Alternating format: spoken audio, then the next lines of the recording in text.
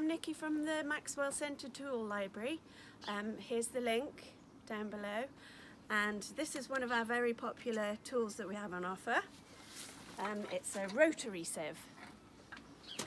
So you've prepared your compost, you have it, this is how it starts, and this is how it ends up.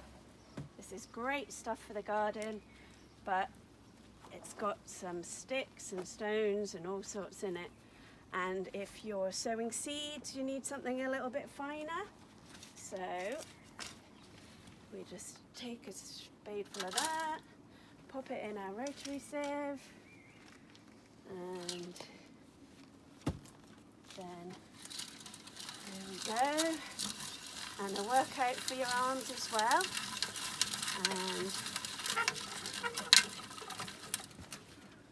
And then your end result is this lovely fine compost, perfect for sowing seeds.